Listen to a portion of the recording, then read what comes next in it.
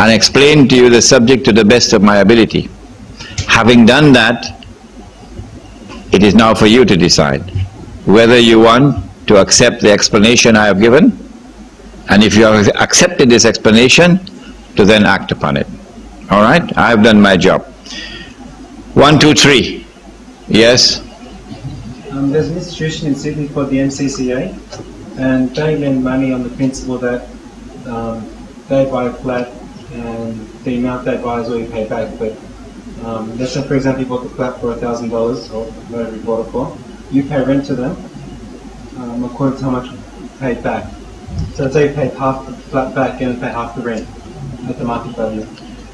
In order for this principle, this method to work, to be halal, the house is on sale for $100,000. I put up 10,000. The investment company, which does not have to be Muslim, puts up 90,000. It does not have to be Muslim. And we now have a partnership. We bought the house on the basis of a partnership. They own 90% of the equity. I own 10% of the equity. We now have a partnership. The partnership now signs an agreement with me, which is a rental agreement, that I will rent the house at the market rental value, not at the rental value that Mr. 90% determines. Not at the rental value that one of the partners unilaterally determines. Not on that basis. On the basis of the market rental value, which is determined through a valuation, a business valuation. What if the rent is set at the average of the state? Let me repeat one more time. Islam operates on the basis of the market, not the state. The state does not determine market price. The market determines market price. So you get a business valuation which determines the value, the rental value. And both parties must decide upon that third party who will be the valuation. When we get the market rental value, not the rental value unilaterally determined by one partner, at that market rental value, the house is now rented. When the rent is paid every month, 90% goes to that partner and 10% comes back to this partner. This is a separate transaction, independent transaction. So long as I have 10% of the ownership, the equity, I get 10% of the rent. The lease is, say, for 1 year. At the end of 1 year, we have another market valuation to determine whether the rental value should remain the same or go up or go down. Every year, we have a new lease. Okay? Now, in addition to this, we have a second agreement. And the second agreement is that the partners who own the property are responsible to the extent or proportionate to their ownership, responsible for taxes. So you will pay 90% of the taxes, and I'll pay 10. Responsible for maintenance, so you'll pay 90% of the bill for maintenance, and I'll pay 10.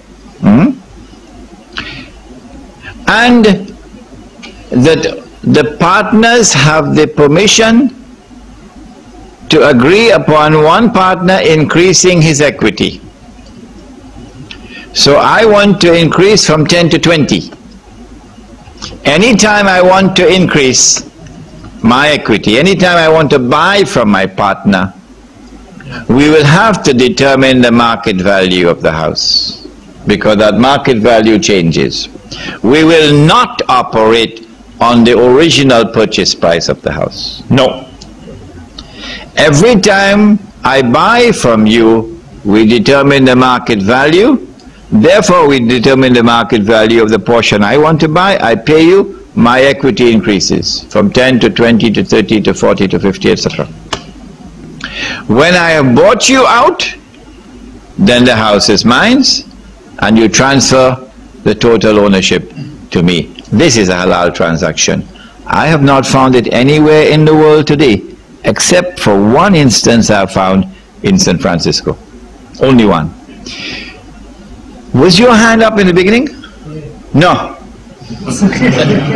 No. I think I have a very important question. That gentleman there. Which man? Yes. Yes. In a situation, if somebody buys a house, borrowed money from the bank, say buys a house for $150,000, and say 4 or 5 years down the track, he realises that it was haram, and he decides to repent and sell the house.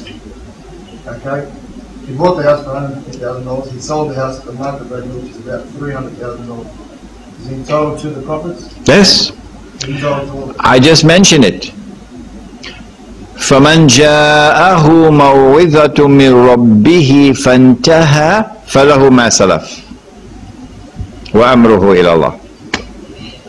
You don't have to give away that profit as charity. You don't have to give away or leave it with the buyer, reduce the price. No. Yes? I just want to know the charges. Is that riba too? Because like you send money overseas, they put the charges that too. So is that riba? If money is being transported, then the person who receives it is not using that money, it's just in a bag. He has no access to that money. And he's just taking the money from one place to another. Why should he do that free of charge? Why should he do that free of charge? He's taking his time, he has to use his horse, his Toyota Camry. So, to move money from one place to another, all right, that is something for which you should have to pay the person who is working. However,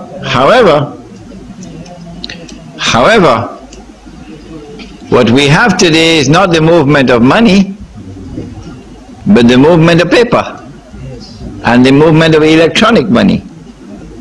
All right?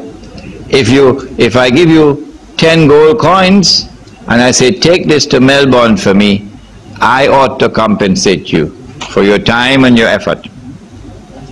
But this is halal money. When you're transporting or moving haram money, how can we get a halal fatwa? No, the money is haram. You pay your zakat, and you took paper money to pay your zakat. The paper money is haram. I want to know what kind of mathematical formula I have to use to get haram to deliver halal. Beyond me, I never studied that chapter in mathematics. This is haram. How can halal emerge from haram?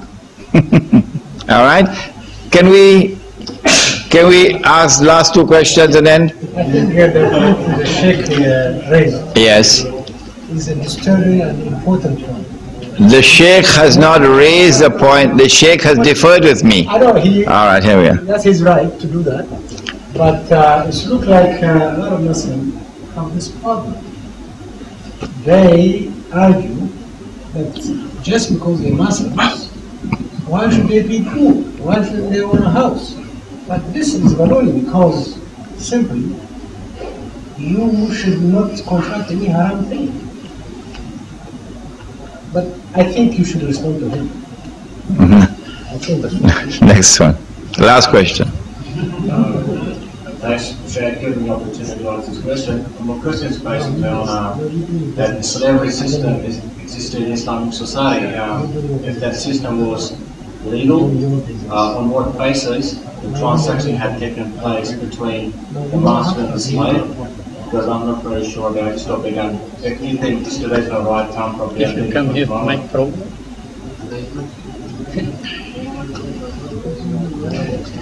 Islam did not institute slavery. Islam responded to slavery with reciprocity. Because we responded to slavery with reciprocity, there was buying and selling of slaves. That was a halal transaction, not an illegal transaction. Once it's a halal transaction, there is no riba there unless there is deception. Once the enemy stops enslaving our people in warfare, we reciprocate. We would not enslave unless Allah commands enslavement, because Allah has done that. Allah has ordered the people to be enslaved. So long as the enemy does not enslave our prisoners of war, we will not enslave their prisoners of war. There is no other means through which people can be enslaved. Alright? رَبَّنَا تَقَبَّلْ مِنَّا إِنَّكَ أَنْتَ السَّمِيعُ الْعَلِيمُ وَتُبْ عَلَيْنَا يَا مَوْلَانَا إِنَّكَ أَنْتَ التَّوَّابُ الرَّحِيمُ بِرَحْمَتِكَ يَا أَرْحَمَ الرَّاحِمِينَ آمين يا رب العالمين. يا بيت القدس لنا أمل ستعود